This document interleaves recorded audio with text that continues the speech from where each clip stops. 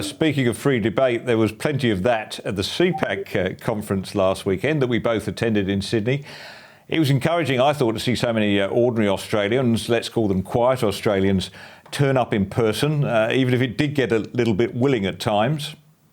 We've heard a lot this weekend, people saying, oh, the party's changed or whatever. I mean, is the party an immutable force, and can people still actually get in and change it from within if they were committed? Well, to be frank, I don't know that the Liberal Party needs a whole lot of changing. It has profound... Yeah, go on. I thought... Hey, calm down, will you? I thought we were a Conservative gathering. You're worse than a socialist audience. Give me a chance to speak. I feel like I found myself on the set of Q&A. Amanda, I'm not sure everybody in that audience understood what Nick Minchin meant when he said the Liberal Party didn't need to change, but I get the mood of the audience. I don't think they're asking the Liberals to change their values. They just want them to proclaim them a little bit more loudly.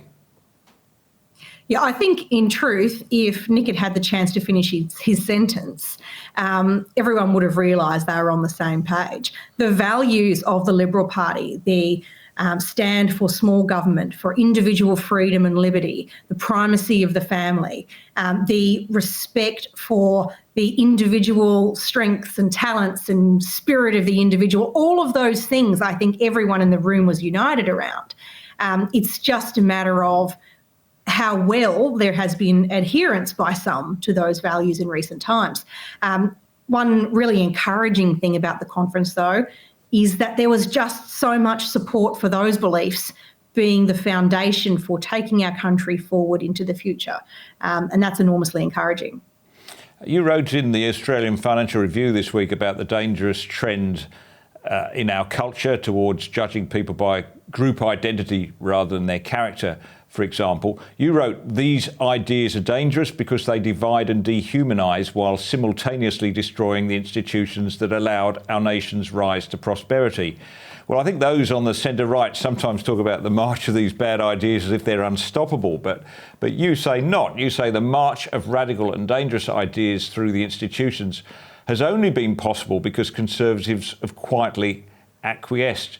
Is that a criticism of Conservative politicians or Conservatives more generally? Look, I just think it's a reflection on how we got here, and it's a prescription for how to make things right. Culture doesn't just happen in Parliament. In fact, that old saying that says politics is downstream from culture is, I think, right. We create the space for politicians to stand for the things that we think are important by creating a climate in our community where those ideas are on the ascendancy. It's a lot to ask politicians, although we would very much like to see it as much as is possible, to valiantly stand for beliefs that those of us voting wouldn't be prepared to speak up for in our workplace or in our community.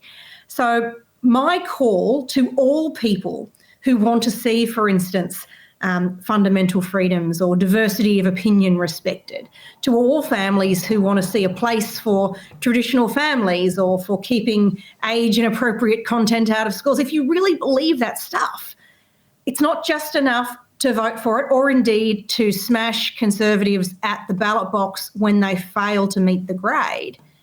That just gets you a further left-wing government. What you need to do is become participants in culture, and in doing so, shape the climate where these ideas don't actually require anyone to go out on a really risky limb.